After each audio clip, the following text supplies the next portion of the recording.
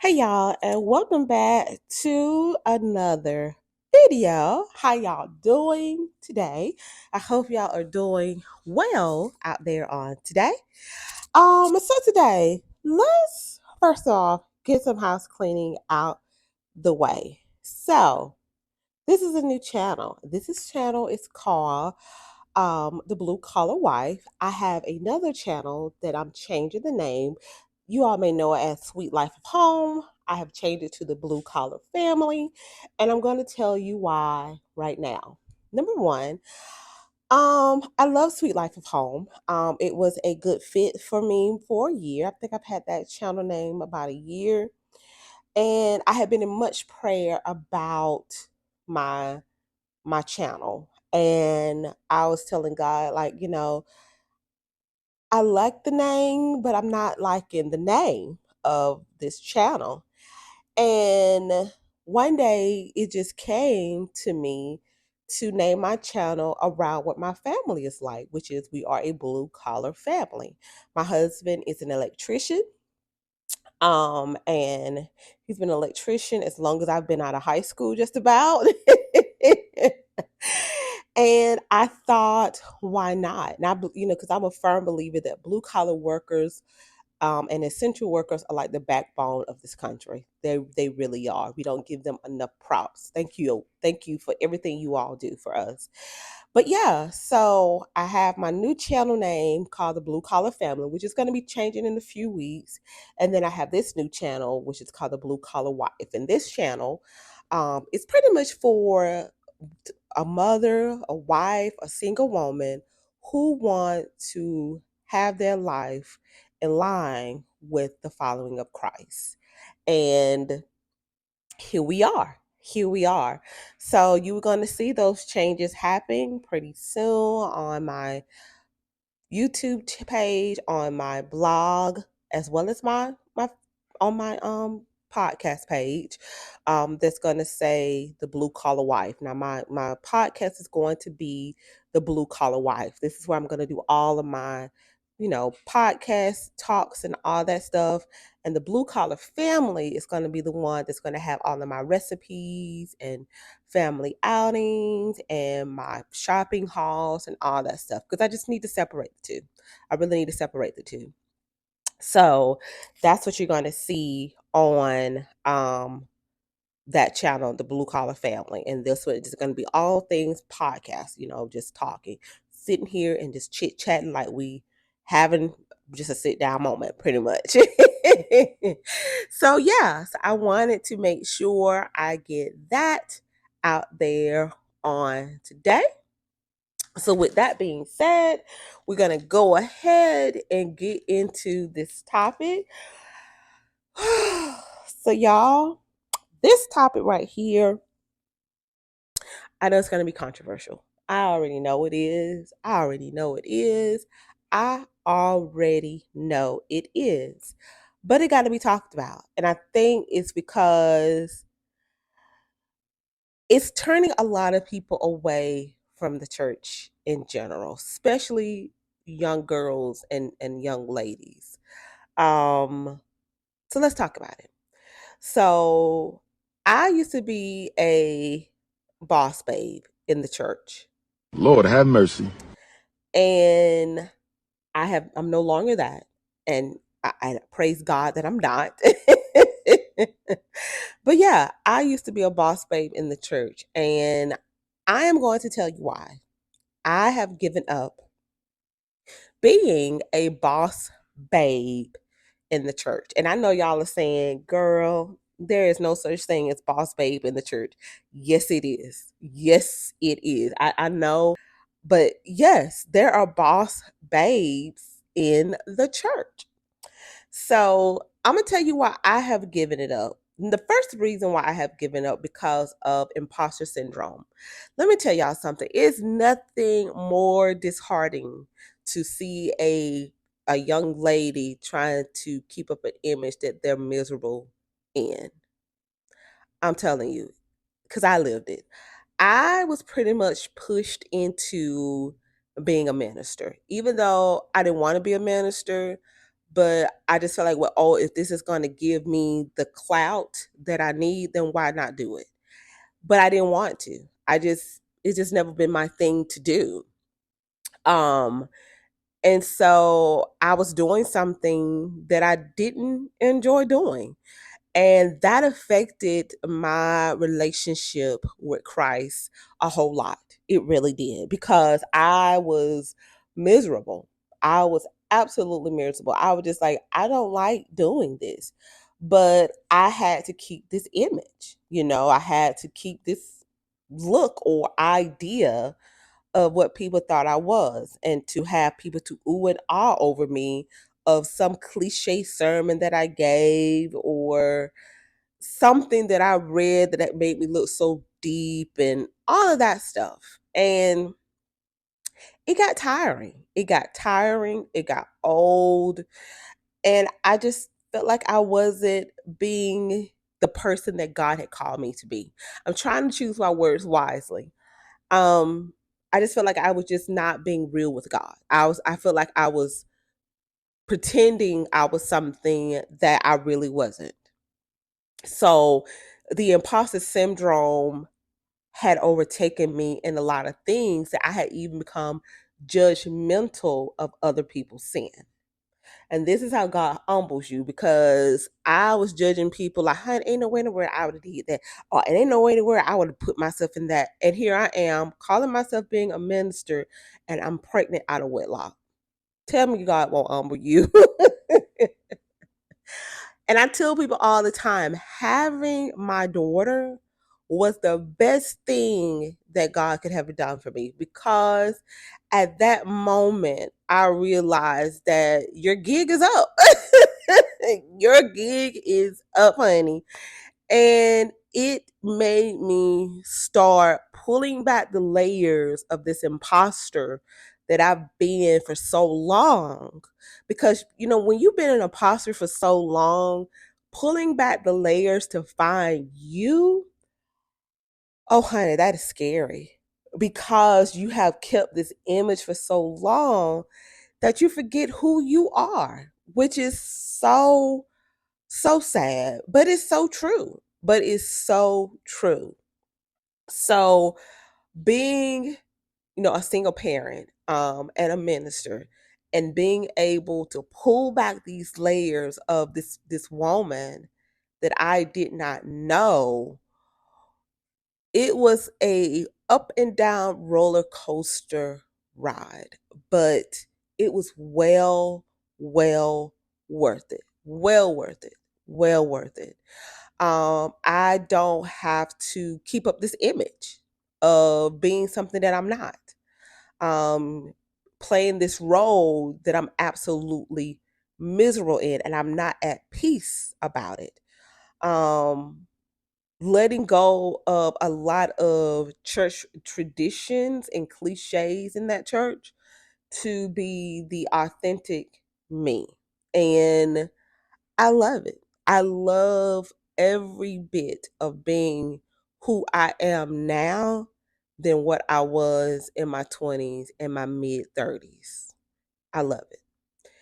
And being married and pulling back imposter syndrome's layers and being married, oh, child. Whoo, honey. Oh my gosh. That's going to be another podcast. But I'm just saying, it was a test that I had to go through, but I am so glad. I am so glad that I went through it with my husband. I am really glad. So the first thing was the imposter syndrome, being a boss baby in the church. You would be amazed at a lot of the girls or women that's in the church that's living in imposter syndrome or a double life. Because this is my thing. If you got to do something in secret that you're too afraid to show out in the public, then you're not being authentic. And that's just it.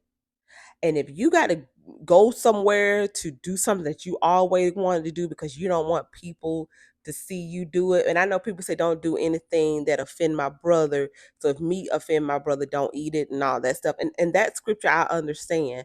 But there's a point in time that you're going to have to stop going from go to a city to another city to be something that you can't be in front of people because you don't want them to look at you differently. Why did you set yourself up on a pedestal to be afraid to be the authentic you? I'm just saying. So to be able to be me and not have to be afraid of what people say or what people think is a wonderful thing. It's a absolute wonderful thing. And like I said, you'll be amazed at a lot of the women that are in the church that's living in imposter syndrome. They're not being their authentic self. And I can pick it up when I talk to a person. Because when you've walked down that road of being an imposter in the church, you know when somebody else is being an imposter in the church. Like you just know. And this generation of young people that are coming in, they're looking for somebody that is authentic and that's their real self. I don't need the whole, you know, representative of you. I need the real you. And I love that about this generation, because they're gonna be their authentic selves. You know, where we take as modest, where modesty back in my day was the girls that wear the long dresses because that's what I did. We didn't wear makeup and all of that stuff. And I still have my modesty moments, but to the newer generation, modesty is, you're not wearing clothes that shows off your figure. And you like they have pants, because my daughter, she's a modest dresser. She don't wear a whole lot of clothes that shows off her figure.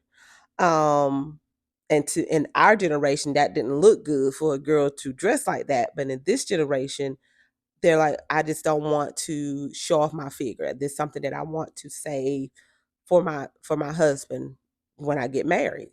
So that is what I mean about being the changes of what modesty is from generation to generation and how authentic they are.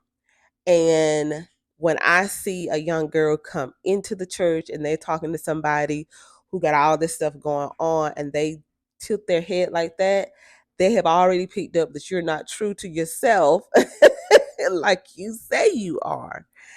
And my daughter picks it up very quickly when somebody is not authentic. They pick it up. She picks it up very, very quickly. And so the imposter syndrome for women in the church, it has to stop. It really has to stop because you're not only doing disservice to yourself, but you're also doing disservice to the generation that's behind you. I'm just saying. Another reason why I've given up, and I've just got my notes here, y'all. I've given up the imposter syndrome in the church. It's because it is stressful, y'all. I can only talk about me because if you hear my podcast, I always say I've been this body right here all my life. So I can't give examples of nobody else. I can only talk about why. I had an imposter syndrome very bad to this point that it was very stressful. Very, very, very stressful. So I remember one time, me and my friends, we went to this party with our high school and it was a dance party and I wanted to dance. And the group of girls that I was with, I was thinking, well, they'll never tell nobody that, I was dancing. And they went back and told. And the imposter in me was like, oh my God, they know I was dancing. Oh my God. So to keep faith, I was like, they're lying. I wasn't trying to dance. I sat in my seat the whole time when I really wanted to dance. But the stress of trying to keep this image for man, it was a nightmare for me. It was a nightmare for me. And because of that, trying to be this whole person that this church wanted me to be, it was very stressful and miserable. Did I say miserable? But it was very miserable. I can't really recall a happy moment being in that church because I was so stressed trying to make sure that nobody knew the other side of me or didn't know what I was doing or what I had going on. Like I didn't want that. So it was stressful trying to be this Christian boss babe. Like, oh, I got it all together. My walk with Christ is good. Me and Jesus, we are like best buds every day and all of that stuff. And not saying that I'm not like that now, but back then I wasn't just because I was so big on looking good to the people in the church that I had lost folk who I supposed to be looking good for, and I was dying in the process. So, um, it was stressful. It was stressful trying to be this boss babe, um, in the church just to keep shape to keep a good face with everybody in the church when I was literally just dying. I was I was dying. And so I was just like, no more, no more. And what broke the camel back for me about being this boss babe in the church, and I've never told the story. I thought I did, but I look back and I never told it. I actually got into a fight in the church. I actually like physical fight in the church. Had my daughter on my arm. Physical fight in the church about a rumor that was said about one of the minister's son. And it had got to the point that I was like, God, I am tired. I am tired. I am tired of trying to be this person that I don't like being. Um, and when I got into the fight in this particular church, I left that church and I have never been back. I have never been back.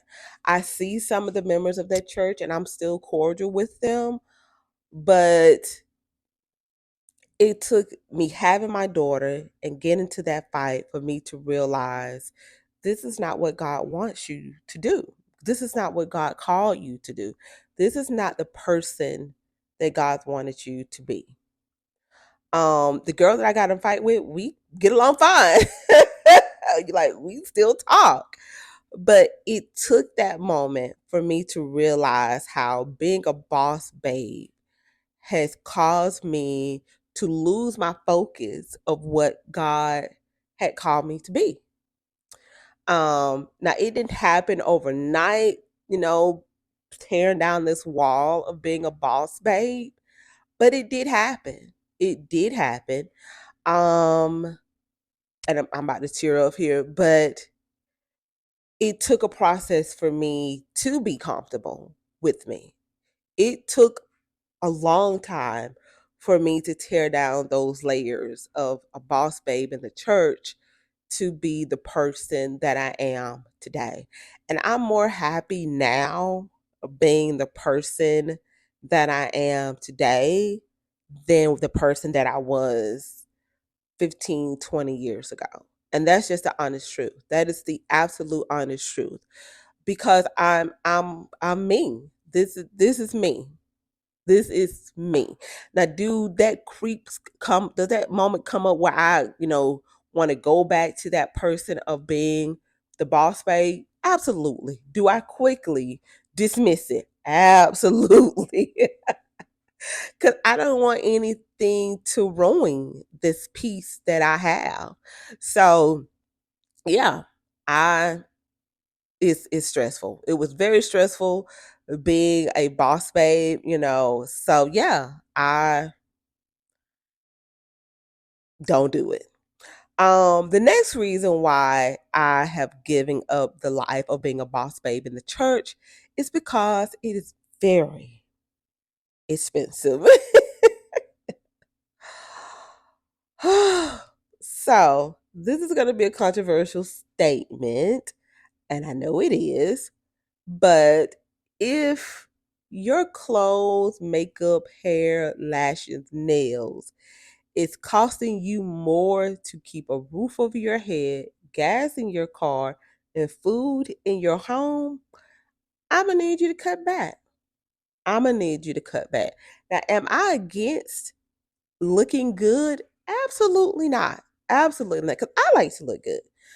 But I have learned that, am I trying to keep up with an image of being a boss babe when in reality I can't afford to keep up the image of being a boss babe? And let's just be honest. I look at a lot of women influencers who's in the Christian church who have live videos on TikTok or what have you. And that, their makeup is on point, their lashes is on point, their hair is on point, their nails is on point. And, they'll give you a couple of scriptures and, a couple of prophecies, but they're begging you for money. Every time you turn around, they are literally a begging you for money. They're not per se calling it out. They're saying, sow a seed into the ministry to help the ministry grow. They're begging for money. Just be honest. They're begging for money. And it's because of this boss babe lifestyle in the church they're trying to keep up with that they can't afford. They cannot afford. And what are we telling non-believers? And any time that you feel as if that you can't wear the same outfit to church more than once every 3 months, yeah.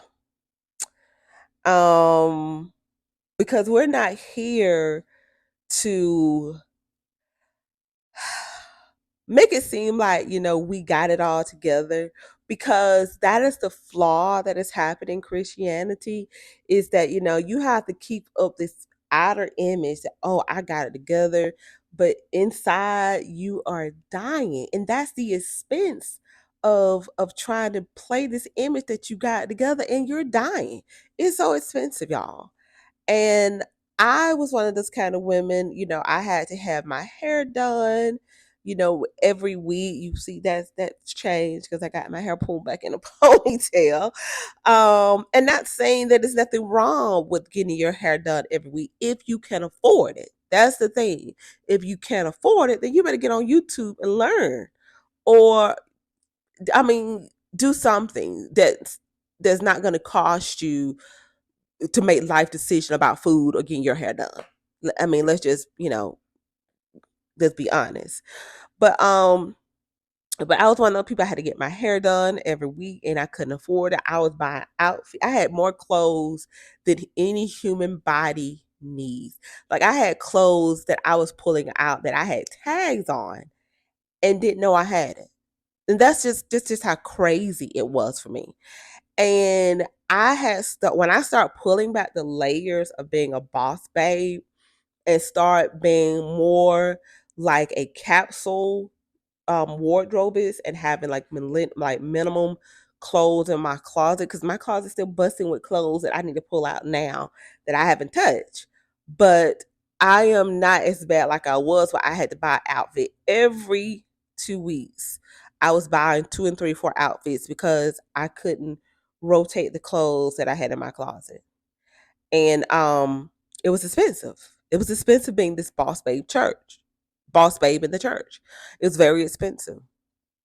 And I had to pull back that layer and ask myself, am I going to church to impress man, or am I going to church to worship God? And that is a serious question that you have to ask, because of the mere fact of, if you got to keep going buying 2 or 3 outfits to impress people, are you really going to church to worship God, or to get the oohs and ahs of man? Because the scripture says that when you get your praise from man, you already got what you're going to get. But when you're doing something in secrecy, then you would get the glory from God. And I had to have that hard conversation with me, that, you're not going to get the oohs and ahs of man. You're going to worship Christ. That's it, you know?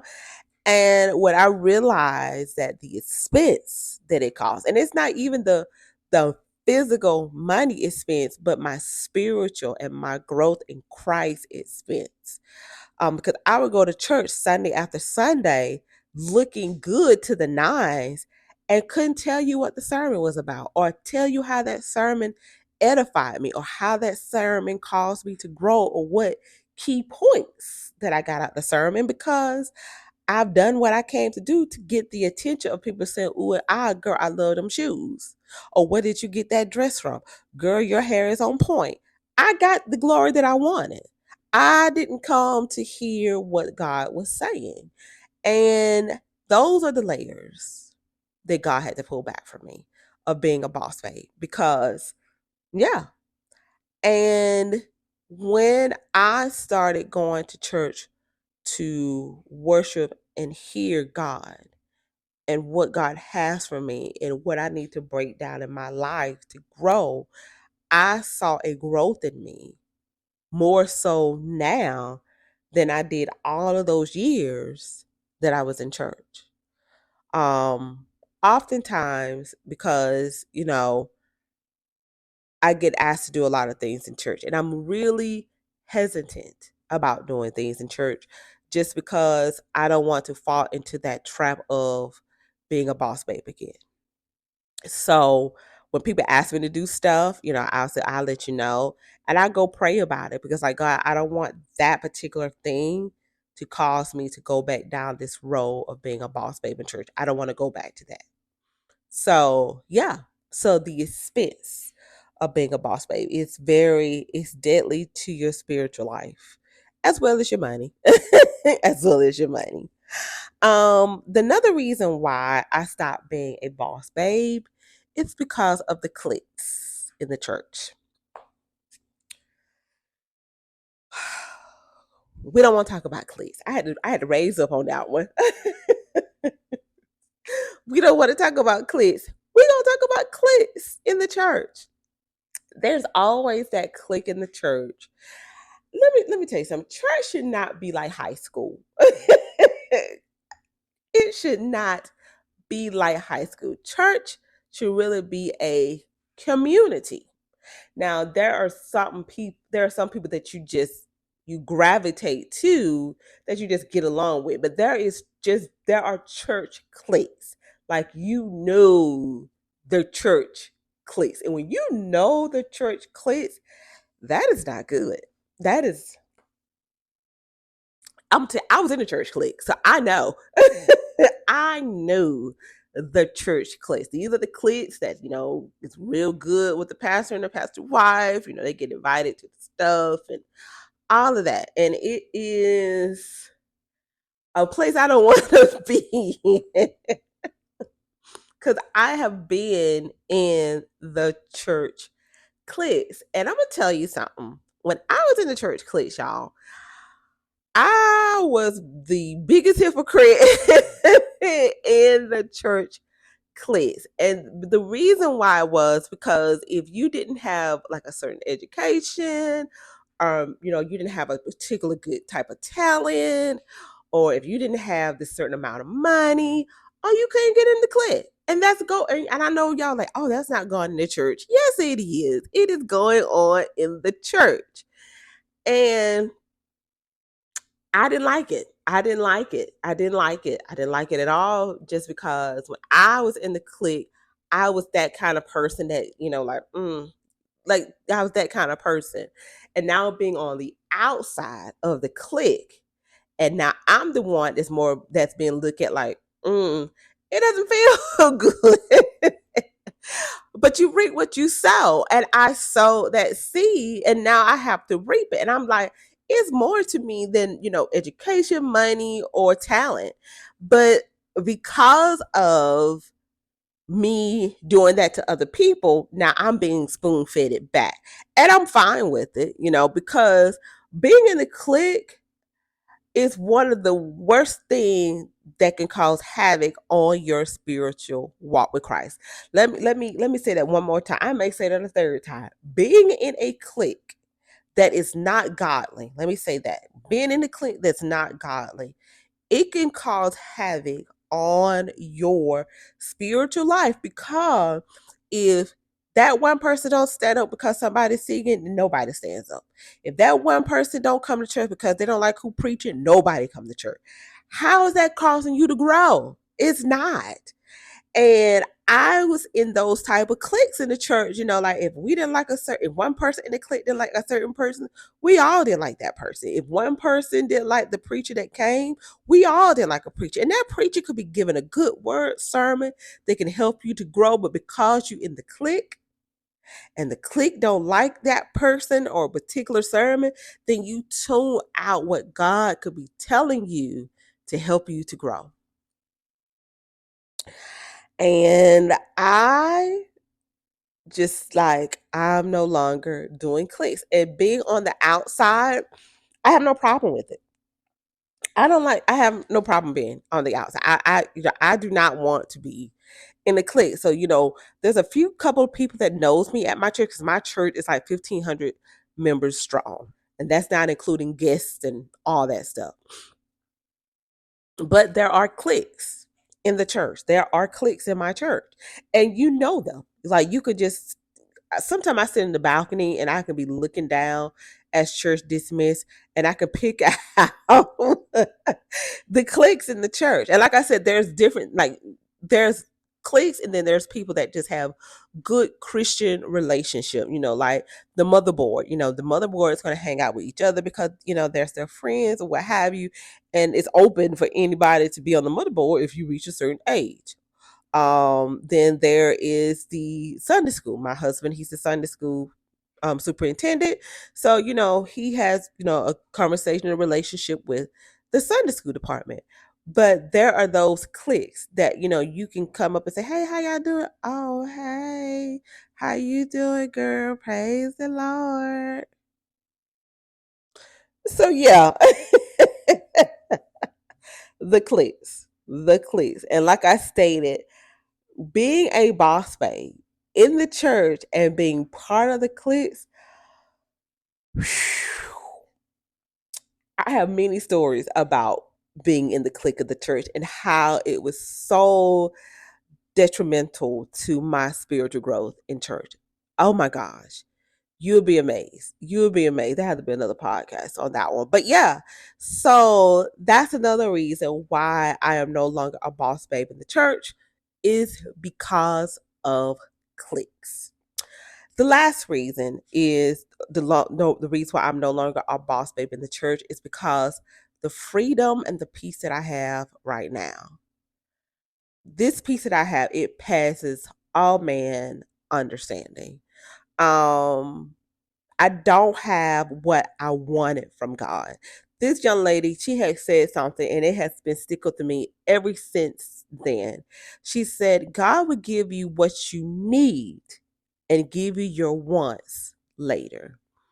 And I didn't get what I wanted. And I thank God every day that I did not get what I wanted because my life would have been totally different. My life, I know, my life would have been absolutely totally different. And I am so glad that God gave me what I needed um in my life. I don't have the biggest house. I don't have the most fanciest cars. Um I'm not making the money that I wanted to make. Um and I'm glad because it humbled me, number one, and it caused me, number two, to really trust God. When I was making good money, I didn't really trust God. I didn't really trust Him like I supposed to because I was like, my money got me. But when God had broke me and humbled me like He did, it really caused me to really start trusting Him like I supposed to trust Him. And where I live, our home is about maybe 1,500 square footage tops, maybe. Excuse me, y'all. I got allergies here. But it is the most peace that I've ever had. And I could be in a 2,500 square footage home and probably would not have this amount of peace like I do now. And I thank Him. I thank God every day for pulling me out of that boss babe mentality in the church and letting me be what He called me to be. This is what I'm supposed to be doing, not being somebody preacher or all of that stuff. This is what I'm supposed to be doing. And I'm so grateful, so grateful for doing it. I'm comfortable with doing this type of walk with him. I really am. So I know this was a controversial topic. I know it was. But if you like this video, comment below of some things that you left or why you left being a boss babe in the church, and comment it down below. I would love to hear from you. I do comment back. So yeah, I would love to hear what caused you to lead the boss babe movement in the church. Now, I'm not talking about the one in the world. I'm talking about in the church because I can only talk about what I'm involved in. So what caused you to lead the boss babe movement in the church? Definitely comment to below. If you like this, please like and subscribe. And as always, share this video and podcast as well. But until then, y'all, I hope y'all have a great and always a lovely day. And thanks so much for coming by. Bye, y'all.